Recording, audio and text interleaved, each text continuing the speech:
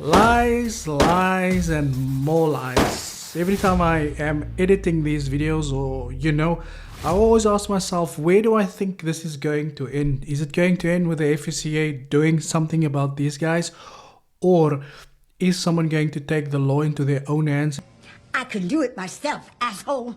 and just go, fuck this, I'm just going to do something about it myself, right? Today, we're talking about Kelly Monhla, who has always been claiming this vehicle of his, the Ford, who is now seem to have a new owner. And we talk about a guy called Martin VFX, who decided that scamming is the only way in order to attain success in this forex industry. So without any further ado, let's get straight into it. And before we continue, I would love to thank our wonderful sponsor who is giving away two funded accounts, a $250 and a $500. All you have to do is use the link in the description box below. The winners will be selected tomorrow.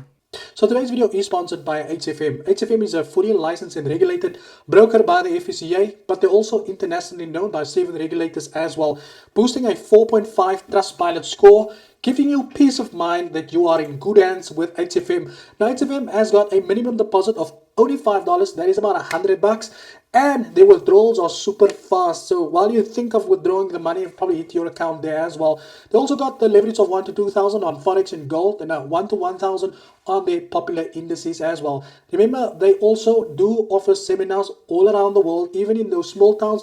Then they've got offices in Sandton, Johannesburg, and Durban. So you got any problems, you can just walk into that office there as well. But we obviously know we have to announce the giveaways that comes with this as well. All you have to do is, now to stand a chance to win $250 to trade with, all you need to do is basically sign up using the link here below.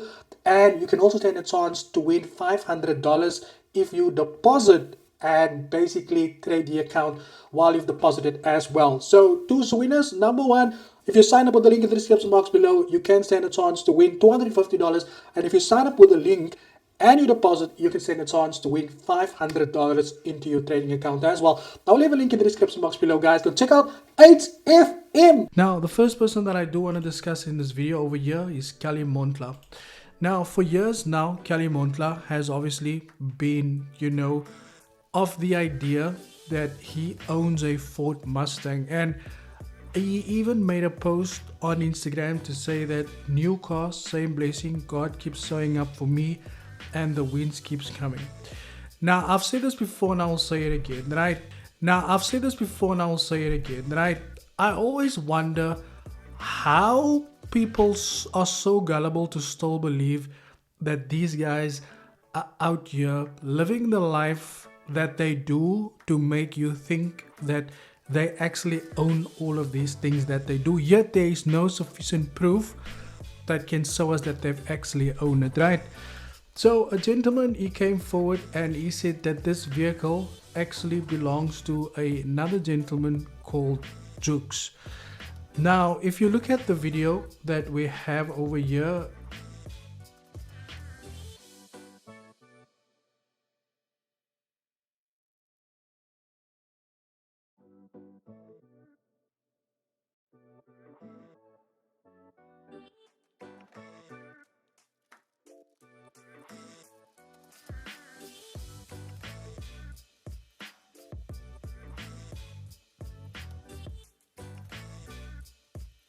all of the evidence and all of the information in the video, it points out to the fact that this vehicle has never been owned by Kelly Monhla. Instead, it's been owned by this boy over here. And I'll never forget the first time Leaders of Montla claimed to have bought Kelly Monhla his first vehicle. It looks like the Uber vehicle, but in any case, his first vehicle as well. Now I don't know how much acting was going on in there, but that's a story for another day. Next in line, we've got another scammer. Now, this guy calls himself Louis, I would assume he goes after the Louis Vuitton, calls himself Martin VFX. It says here, I trade and help people become profitable using Smart Trader EA 2.0. Now, I don't know if you've ever heard about the word Smart Trader, because that is exactly what Nasdaq Ninja's company is called, which is Smart Trader. Now this boy over here, okay, he's selling an EA, and someone reached out to him to say that he wants to purchase the EA.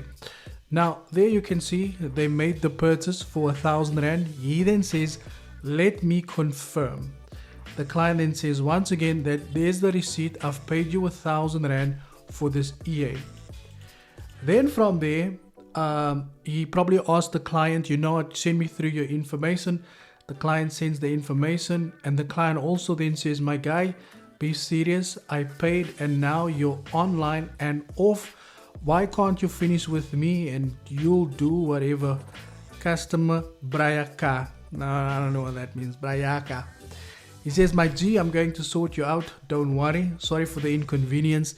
Client replies, I've been doing forex since, but you never used a bot, so I wanted to test out Kawena, at least Kawa Chepa Wabona. I want to set it up before the market opens. Kawabona Marafede Aita Boy voice call. Now this is normally the time that they disappear, right? I would advise this client, the best thing you could have done was just continue to trade forex as you normally do, because diverting to an EA is not going to save your problems. Any case, client tries to call him, try to call him again. This is normally the part where they say, gotta let it burn. Client says, I paid 1,000 Rand as agreed. It's been 7 hours and I haven't received the forex bot. Please provide a timeline for delivery or consider a refund. Ignoring calls and texts isn't professional. Failure to resolve this may lead to reporting to relevant authorities. Trying tries to call him. He says he's driving. He's probably been driving since 2 days ago, right? Now, remember, when it comes to taking your money, then they're always available 24/7.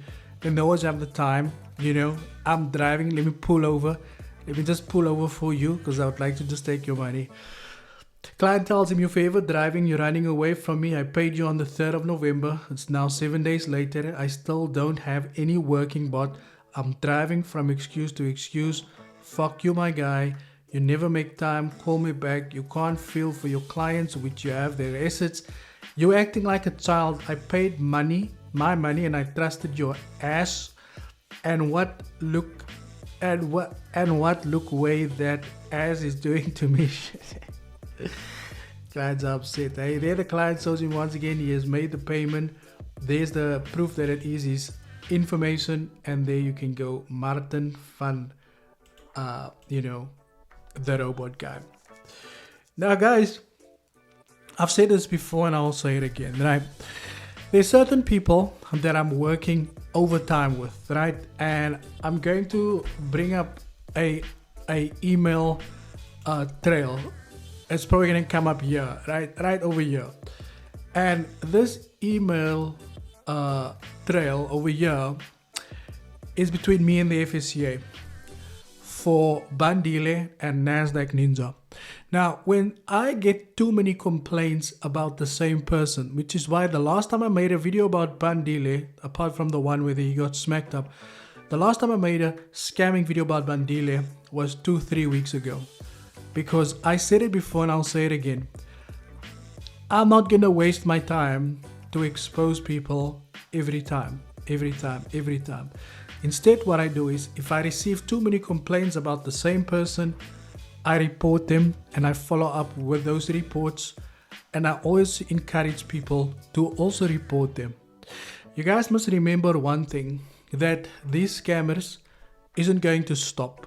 The only time they're going to do something or potentially stop what they are doing is when people like yourself also come forward and say, you know what, I have reported them.